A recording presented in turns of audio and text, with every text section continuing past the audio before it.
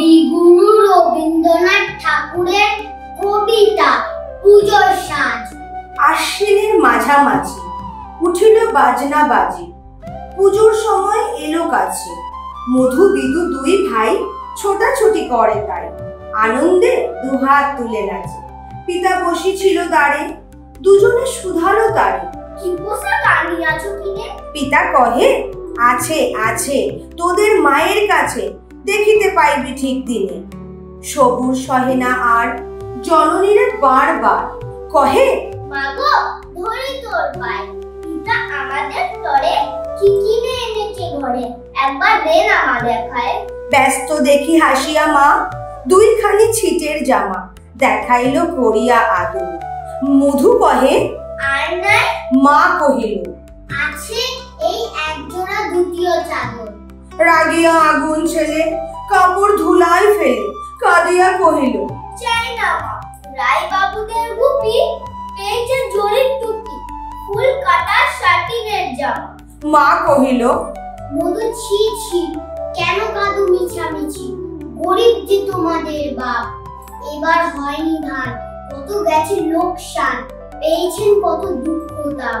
তবু দেখো বহু ক্লেশে তোমাদের ভালোবেসে সাধ্য মতো এনেছেন কিনে, সে জিনিস অনাদরে ফেলিলে ধুলির পরে, এই শিক্ষা হলো এতদিনে। বিদু বলে, এ কাপড় পছন্দ হয়েছে মোর, এ জামা পরাস আমারে।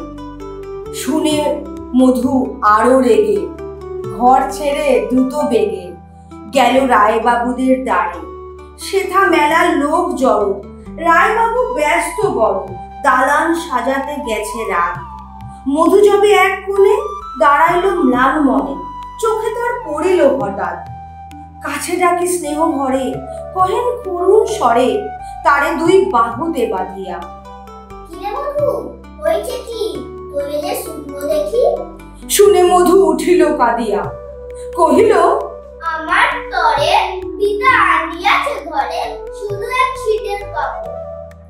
শুনে রায় মহাশয় হাসিয়া মধুরে কয়, সেজন্য ভাবনা কি বাতর?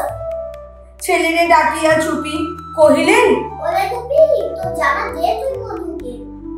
গুপির সে জামা পেয়ে মধু ঘরে যায় ধেয়ে, হাসিয়া নাহি ধরে মুখে, বুক ফুলাইয়া চলে, সবারে ডাকিয়া বলে, দেখো কাকা, দেখো যে মামা, ওই আমাদের বিধু ছিট পড়িয়াছে শুধু, মোর গায়ে শাটিনের জামা। মা শুনি কহেন আসি, লাজে অশ্রু জলে ভাসি, কপালে করিয়া করাঘাত। ওই দুঃখী ওই দিন কাহারও রাখি নারী, কারোর কাছে পাতি নাই হাত, তুমি আমাদেরই ছেলে, ভিক্ষালয়ে অবহেলে অহংকার করো ধীরে ধীরে। ছেঁড়া দুটি আপনার ঢের বেশি দাম তার, ভিক্ষা পাড়ার শাটিনের চেয়ে। আয় বিধু আয় বুকে চুমু খাই চাঁদ বুকে, তোর সাজ সবচেয়ে ভালো।